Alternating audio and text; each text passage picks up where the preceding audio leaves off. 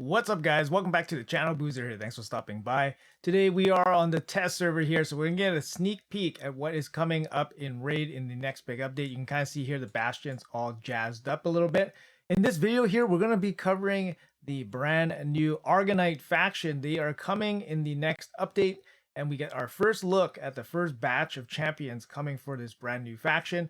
Now, as far as I know, that the faction wars is not open yet for the Argonite faction. You can kind of see here the hidden banner here is not open yet. So it's not going to be active, even though we get a bunch of Argonites in the game.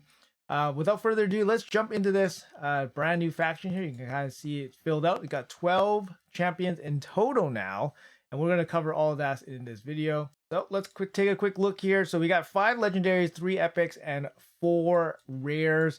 Let's cover the rares first, and we'll move our way up. So first we got Blade Rider here, brand new rare champion from the Argonite faction. There he is. Aesthetically, I mean, you know, kind of a general gladiator kind of look. Not too bad, actually. Pretty good detail and all that. Got a new pose happening there. Looking hella ripped. Yeah, really good muscle definition on some of these characters here. We got an attack-based rare champions. Got A1 double hit. Each critical hit will ignore 5% of the target's defense. That seems pretty okay. I mean, it's just a rare champion. 3-turn cooldown. The A2 single target hit places a stun, 75% chance to do so. Will repeat the attack against all enemies if this champion is under a increased attack. So it's a 3-turn single target, 75% stun, with the ability to be an AOE 75% stun. It's still a rare, so it's not going to get some crazy abilities, but that one's okay, I guess. And on a 3-turn cooldown, you got A3 AoE attack. Before attacking, places increased attack on itself. It is the small one, 25%, and then a small increased crit damage on all allies. Each critical hit fills this champion's turn meter by 5%. This ability is actually not too bad for a rare. It's on a 3-turn cooldown. It's an AoE attack. He self-buffs, and he gets a turn meter fill. All things considered, I mean, it's just a rare, but you know, not too bad. Not too bad as an offensive weapon. Let's check out the next champion here. We got Crimson Pegasus. Yeah, like I said, the muscle definition looks really good on these champion characters so far. Let's check out his abilities here. He's got 19,000 base HP, which is pretty strong. He is HP based. Let's check his A1. Has a 15, 20, 30% chance to stun. Pretty simple ability. A2 places taunt on a 4-turn cooldown on this champion. Also places shield on all allies. Equal to 15% of this champion's max HP. So a little bit on the weak side is a 4-turn cooldown as well. Does bring a passive whenever this champion is attacked, has a 5% chance of decreasing all incoming damage to 0. And then you got 2 books, increase that to 25%.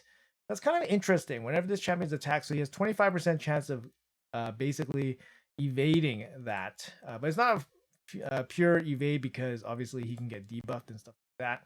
Pretty simple kit, not too much going on here in terms of anything else. I think he's probably going to be a pretty bad champion. Let's move on. We got Acolyte of the Slither. Ooh, Acolyte of the Slither. Look at this. Look at this guy. What is this?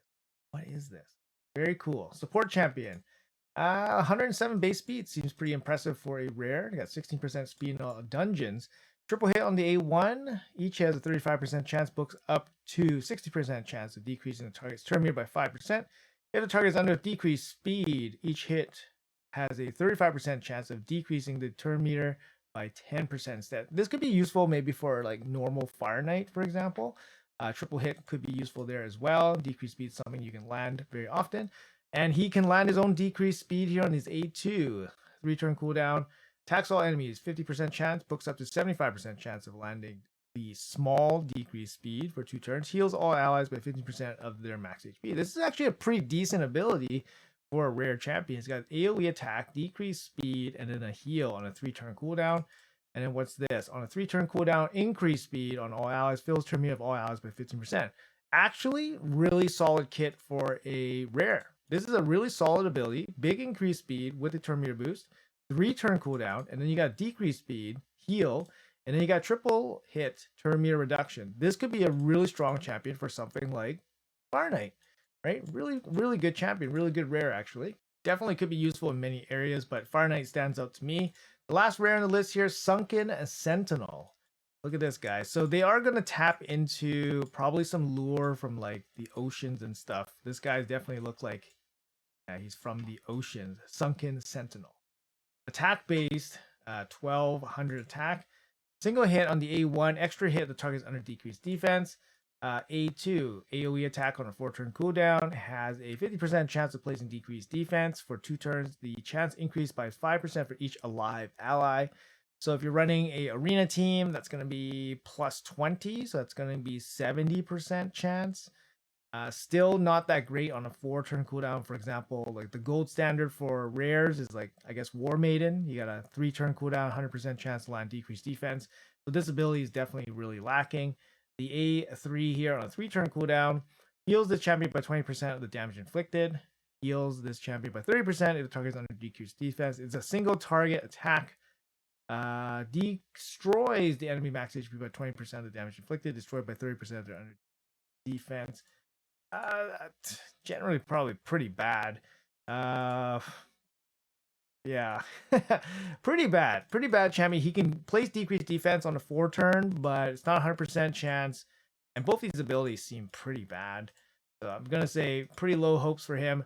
Acolyte the Slither, huge slam dunk here for a rare. I think he's actually pretty amazing, especially for a rare champion. Let's move on to the epics here. Time Master Dexicos. Cool. Dexicos. I mean, with these type of decks, we'll definitely be seeing somebody like Poseidon probably showing up, right? Or Neptune or something. Like these mythological creature characters probably definitely show up in this faction. But yeah, it looks pretty cool aesthetically. You got big HP on this guy for a epic. 107 base speed. Let's check out his kit here. A1. 2-hitter on a single target. Each hit heals the ally with the lowest HP by 5% of this champion's max HP. So 10% heal. I mean, this is pretty standard stuff. We see a lot of these 10% heals on the A1. Not jump ahead of ourselves. The A2, 3-turn cooldown, AoE attack, increased defense on all allies, and that's it. Okay, so not necessarily the best ability on a 3-turn cooldown. It is an attack, but still just a increased defense here. And then we have, what do we got here on a 4-turn cooldown? Revive 2 random allies with 40% HP, 20% turn meter. These are pretty low values. Heals all allies with 15% of this champion's max HP. So the HP will be higher. Will heal all allies even if no allies were revived. All right, so it gives it a little bit of flexibility, and you still get the revive. Places a perfect veil on all allies except this champion for 1 turn. Will place the buff even if no allies were revived. So if nobody is dead, you get a heal and a perfect veil on a 4-turn cooldown. If guys are dead, you revive 2 of them with low turn meter, low HP, and then you heal everybody, and then you place a perfect veil. I guess it's decent value for a 4-turn revive. It's not a team revive, and the values of the revived allies coming back are pretty low, but you do get some flexibility here with the heal and then the veil as well.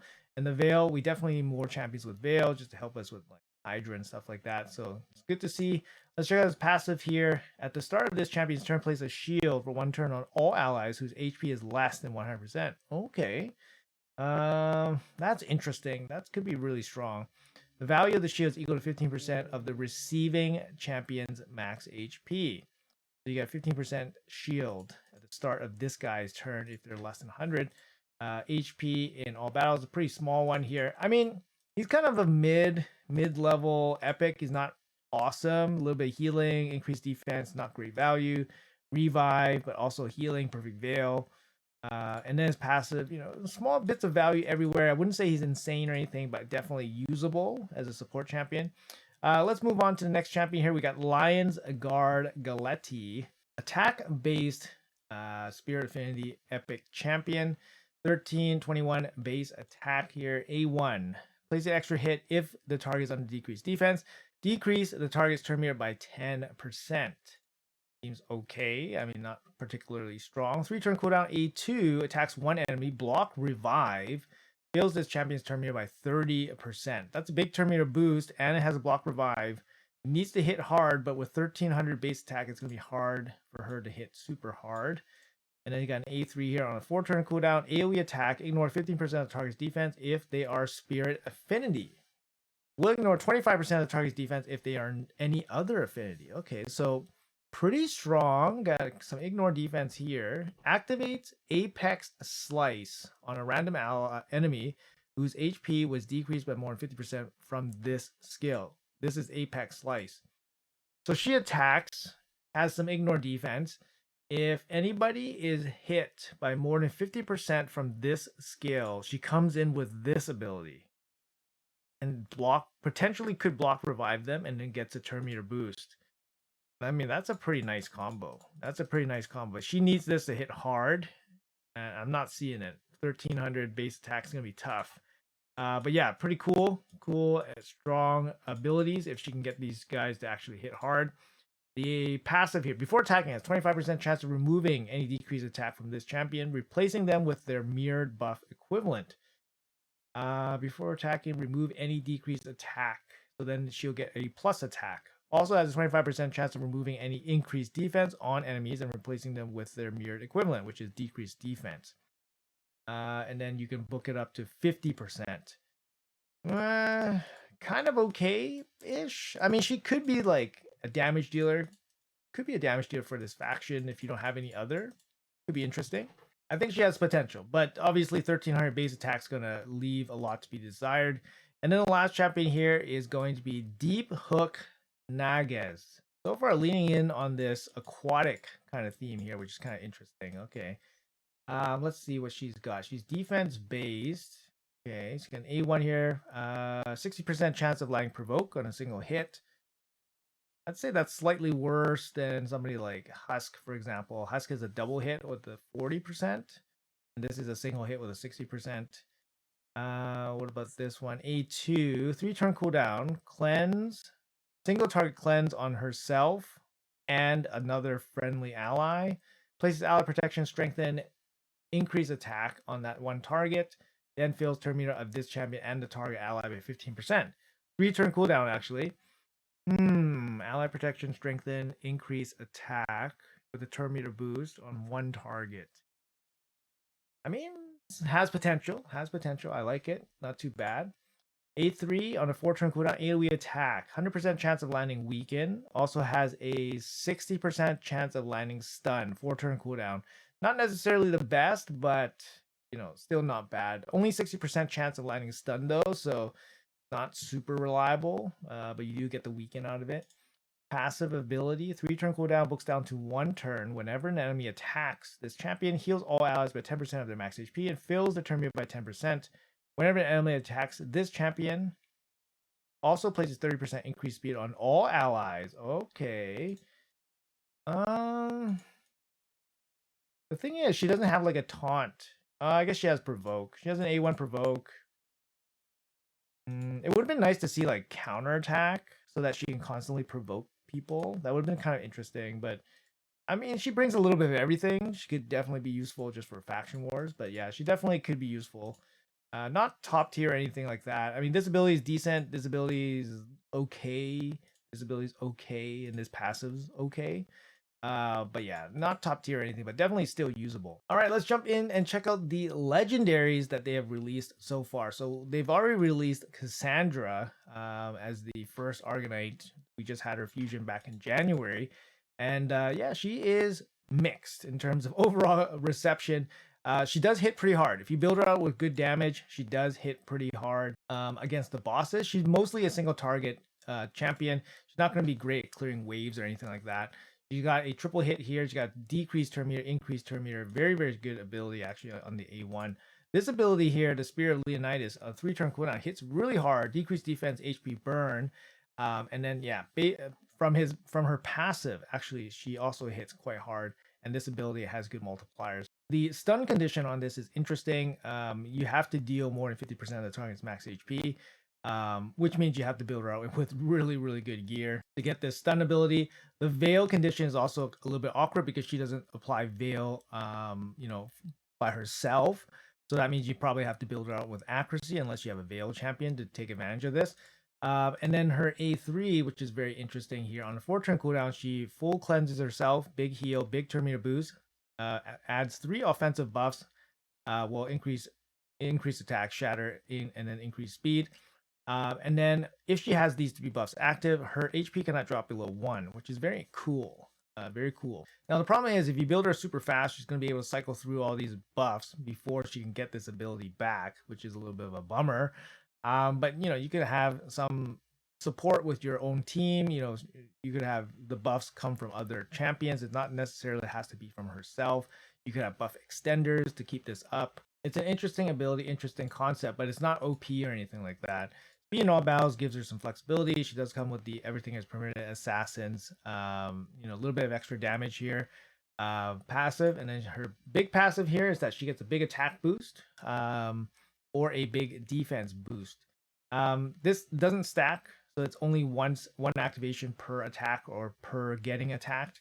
And it deals okay damage. She is attack based, but her attack is like kind of balanced out. It's only 1300.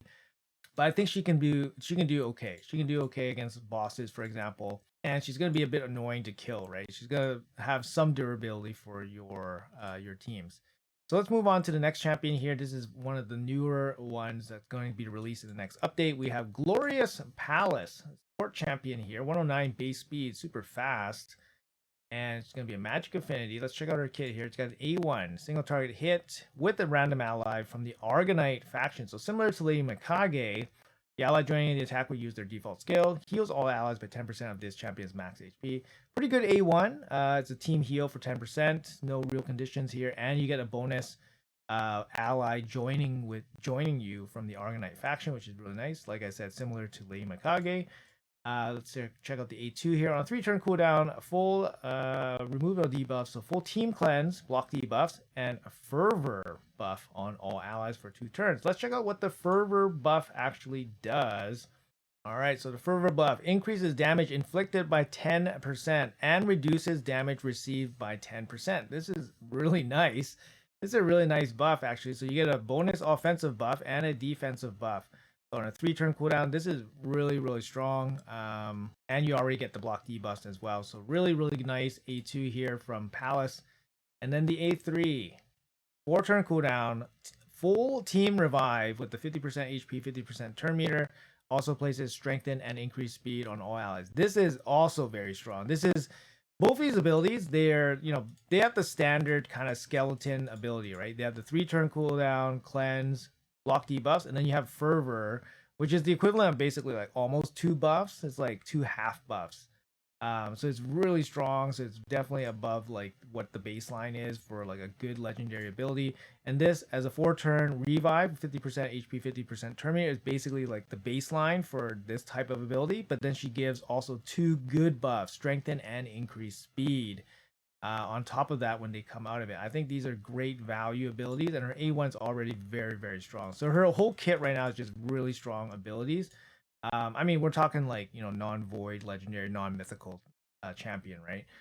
Passive ability here, whenever an ally receives a debuff, place a shield on that ally equal to 20% of their max HP. I mean, this is crazy. That's feels the turn of all allies by 15% at the end of this champion's turn. I think that's crazy. I think this passive, it just works. It's just crazy. Resistance in all battles, a little bit of a weak resistance aura, only 50. Would have loved to see like 60 or 70 at least, but would have loved to see something else instead of ally resistance. But 109 base speed here on her as well.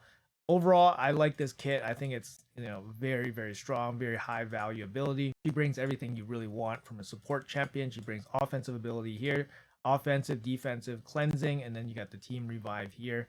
And then a passive here that protects your team, boosts turn meter further. Very strong champion in my opinion. All right, let's see what the next champion is. This guy, it looks like he means business. Let's see, Cabaron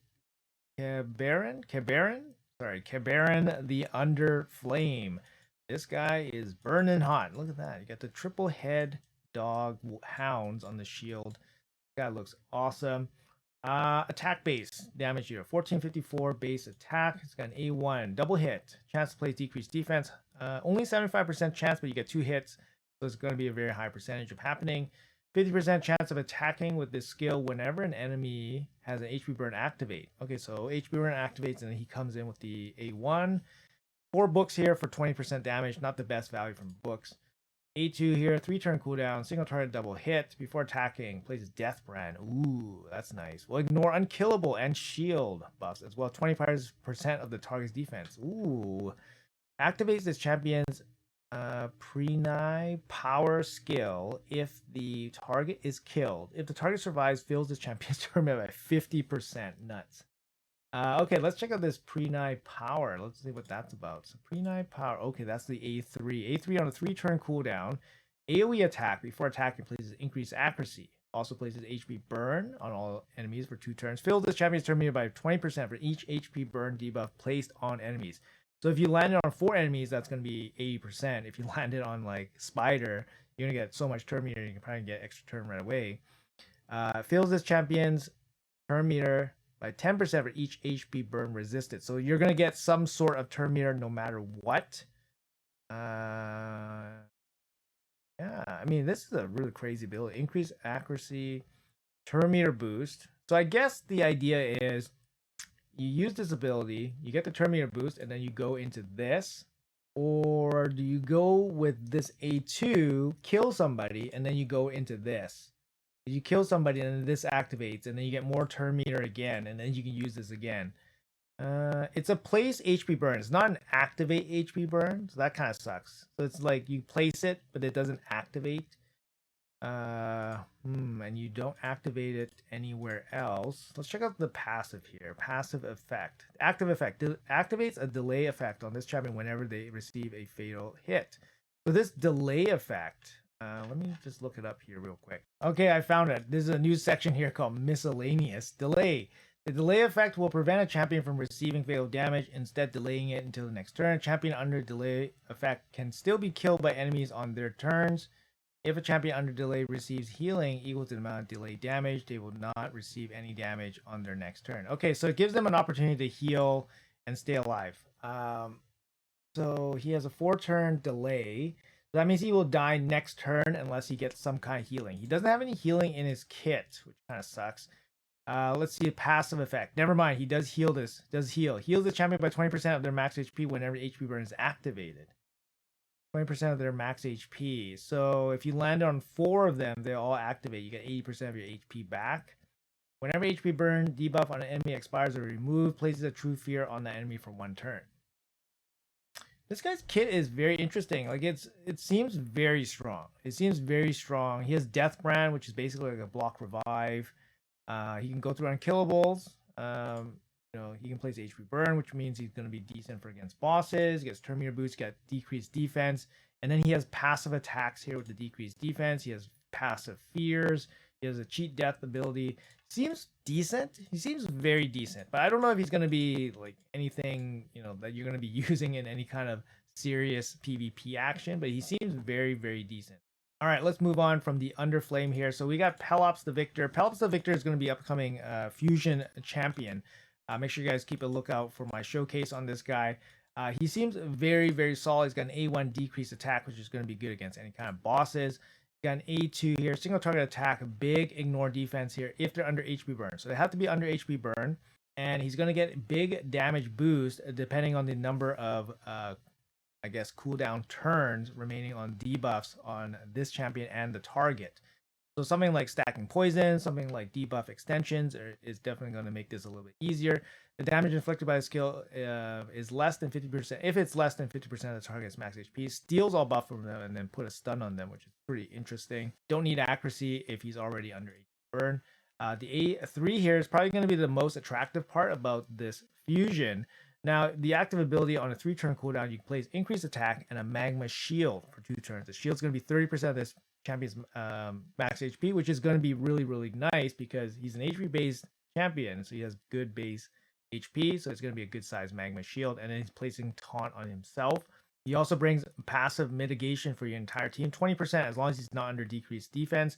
Now the magma shield is very interesting because it might be able to be used in a Titus team. Now if you guys don't know, in a Titus team you can have basically 3 different shields. You can have a shield from gear, you can have a shield from an ability, and then you can have magma shield. So there's 3 different types of shields that you can have.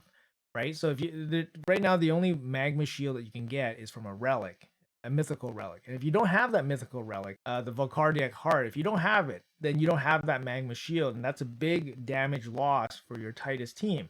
Well, Pelops now has a magma shield that you can cast on your entire team and extend it, and that could be just an extra shield to boost the damage of your Titus now. The big thing is that Pelops here doesn't really bring much to a Titus team other than having a magma shield. Now the problem here is that he also will take up a champion slot. The champion slot is more important almost because there's just not enough slots for all the abilities that you need in some of these Titus teams. So it'll be interesting what kind of teams will be made from this. But I think he can definitely be viable in Titus teams. His passive, he's immune to stuns, HP burn, petrification, which is super sweet. He has the opportunity to land HP burn whenever he's attacked, which is awesome. And then he can also petrify when he's attacked as well. Now, these are really, really strong. Petrify especially, and then HP burn especially is very good against just, first of all, getting locked out. Second of all, applying it so that he can benefit from it, which is really, really good as well. Now, the hardest thing about this kit, I think, is that he needs to go first in order to place the magma shield. Or he can try to, survive getting hit. If he can survive getting hit, he can petrify and place HP burn, which can be very, very crippling, especially if they get petrified, because petrification is just really, really crazy. So it'll be interesting. I think his kit looks solid. I think he's a good legendary, and he's going to be the fusion. So I think he definitely has potential, and he looks very decent. All right, let's move on, and it's going to be the last champion here from this, brand new faction. It's going to be Storm Herald. Hecaden.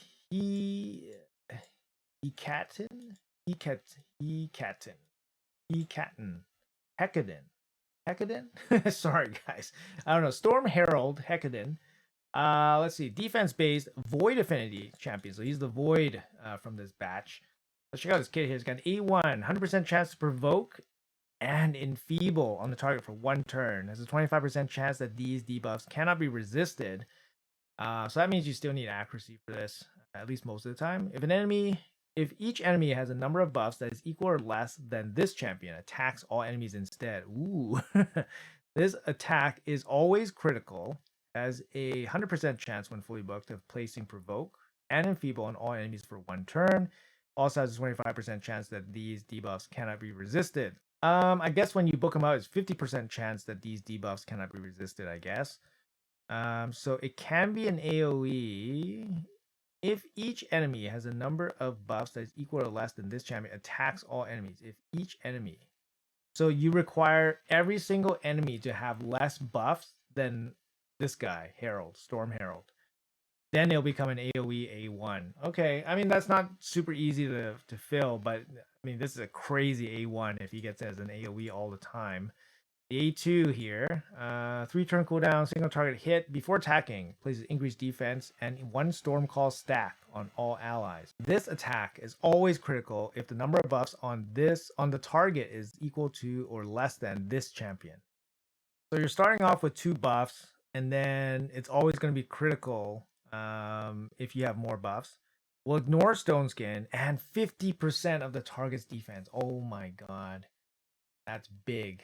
If this attack kills the target, decrease the turn meter of all other enemies by the amount equal to the turn meter that the target had. This is on a 3-turn cooldown. Holy crap. And here is the Storm Call description here. So Storm Call. Each Storm Call stack increases the damage dealt by the champion by 5%. The number of stacks increases by 1 each time a champion with Storm Call lands a critical hit. A champion can have a maximum of 5 Storm Call stacks at one time. When attacking with 5 Storm Call stacks, places a stun debuff on the target and removes all Storm Call stacks. This stun cannot be resisted. So he's going to place 1 stack on all your teammates. So that's the extra 5% damage. And that can increase over time. Yeah, this ability seems friggin' nuts. As long as you can fill this condition of having more buffs, that's a lot of benefit. I don't know if you're going to build them with less than 100% crit rate, though, just for consistency's sake. But, I mean, this ability looks nuts. We'll ignore it if the number of buffs So this only happens. The ignore stone skin, 50% ignore defense only happens if he has more buffs. I guess it doesn't. This is a full conditional upside. Oh man. Oh, crazy. Let's see his A3 here. 3-turn cooldown, increased crit rate, block damage, and counterattack on a target ally for 2 turns. Fills the turn meter of all allies by 25%. I mean, you can self-buff yourself. Okay, now that's wild. Counterattack into this is crazy. You get 3 buffs right away. You get block damage for 2 turns, and you get the turn meter boost. It's on a 3-turn cooldown. Very strong ability there. And his passive, whenever an ally under Stormcall stack placed by this champion lands a crit, this champion deals additional pure damage to that champion. If the target is not a boss or a minion, the pure damage dealt is equal to 2% of the target's max HP. For each buff on this champion up to 10%. If the target is a boss or a minion, the pure damage is equal to 3% of the target's max HP. This damage cannot be critical. Occurs once per skill. Does not count as an extra hit. Pure damage ignores shield. Block damage strengthened. Multiple enemy max HP. So he's just gonna be pumping out damage. As long as allies under Stormcall stacked, it's a crit. Wow. And then speed, big speed aura in all battles. I mean, this guy seems pretty crazy. He has no way to survive. So that's the biggest problem, right? He needs to survive to enable him to do stuff. But this guy seems like crazy, like win more champion. Once you're winning, once you get a head start, he'll snowball into basically just crazy damage, and then some CC here as well with boosting your team overall damage. But yeah, really nuts, really nuts. Yeah, let's take a look at the entire faction here. Like I said, I think this guy is going to be the best rare acolyte of the Slither. Seems very solid. All 3 of the epics seem kind of lackluster. I kind of maybe have some hope for Galati here. This ability, the A3 and the A2 synergize pretty well together. So it's all going to be conditional on how strong she hits. But if she can hit decently hard, A3 into the A2 seems quite strong. A block revive on the epic champion. And then for the legendaries, I really like Glorious Palace. I think she's going to be really strong as just a general kind of support champion. Very solid kit overall. Maybe one of the best support champions, support non-void, non-mythical champions you could get.